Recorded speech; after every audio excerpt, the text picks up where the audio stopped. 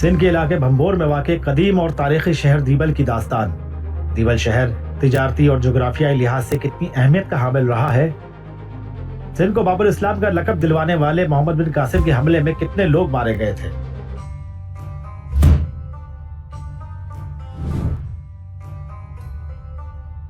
دیبل ایک قدیم بندرگاہ تھی جو جدید کراچی سندھ پاکستان کے قریب واقع تھی۔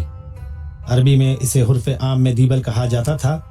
دیول یا دیبل قریبی جزیرے منوڑا سے ملک ہے۔ اس پر منصورہ اور بعد میں ٹھٹا کی حکومت تھی۔ منوڑا یا منورو جزیرہ ایک چھوٹا جزیرہ نما ہے جو 2.5 کلومیٹر پر مشتمل کراچی کی بندرگاہ کے بالکل جنوب میں واقع ہے۔ عربی تاریخ کی کتابوں میں خاص طور پر 8ویں صدی کے اوائل میں بر صغیر پاک و ہند میں اسلام کے تعارف کی کہانیوں میں اسے دیبل کہا جاتا ہے۔ ایک نظریے کے مطابق یہ نام سنسکرت کے لفظ دیولیا سے لیا گیا ہے، اس کا مطلب ہے خدا کا گھر، جبکہ چش نامے کا دعویٰ ہے کہ دیبل کا نام دیول لفظ سے ماخوذ ہے جس کا مطلب مندر ہے۔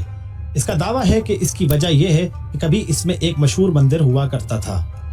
محمد بن قاسم کا پہلا شہر جس پر طاقت کے ذریعے قبضہ کیا گیا وہ دیبل تھا، جسے اب بھمبور کے کھنڈرات کے نام سے جانا جاتا ہے۔ البلادھوری ایک مسلمان مورخ جس نے ہندوستان میں ابتدائی اسلامی حملوں کا مکمل بیان لکھا، ان کے مطابق 3 دنوں کے دوران لوگوں کے ایک بڑے حصے کا قتل ہو گیا۔ چچنامہ اور عرب مورخ بلادھوری کے مطابق راجہ داہر نے دیبل کی 2 لڑائیوں کے دوران عربوں کو 2 بار شکست دی، جبکہ راجہ داہر کے بیٹے کے ماتحت سندھیوں نے عرب کمانڈروں عبید اللہ اور بازل کو قتل کیا۔ دیبل کے علاقے میں 7ویں صدی کے آخر تک جاٹوں کی کافی آبادی تھی۔ 8ویں صدی کے آغاز میں جب عرب لیڈر محمد بن قاسم سندھ آئے تو دریائے سندھ کے دونوں کناروں پر جاٹ آباد تھے۔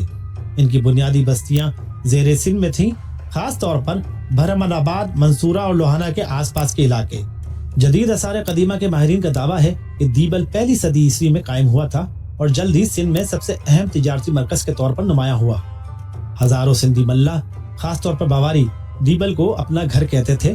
ابن حکل شہر کے مکانات کے ساتھ ساتھ اس کے ارد گرد بہت کم کھیتی باڑی والے خشک علاقے کو بیان کرتے ہیں۔ وہ یہ بھی بتاتے ہیں کہ شہر کے مکیوں نے کس قدر مؤثر طریقے سے اپنی تجارت اور ماہی گیری کو بنیاد بنا کر اسے برقرار رکھا۔ قدیم ترین پتھر کی تعمیرات جیسے شہر کی دیوار اور ایک قلعہ عباسیوں نے تعمیر کیا تھا۔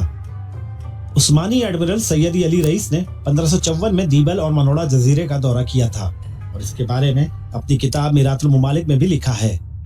1568 میں دیبل میں تعینات عثمانی بحری جہازوں پر قبضہ کرنے یا اسے ختم کرنے کی کوشش میں پرتگالی ایڈمرل فرناؤ مینڈس پنٹو نے بھی حملہ کیا۔ تھامس پوسٹنز اور ایلیٹ جیسے برطانوی سفری مصنفین جو ٹھٹا شہر کی اپنی واضح عکاسی کے لیے مشہور ہیں، انہوں نے بھی دیبل کا دورہ کیا۔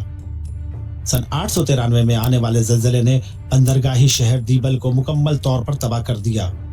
ہو سکتا ہے شہر اس کے فوراً بعد زوال کا شکار ہو گیا ہو۔ جب دریائے سندھ نے اپنا رخ تبدیل کیا تو لوگوں نے اس جگہ کو بالآخر ترک کر دیا۔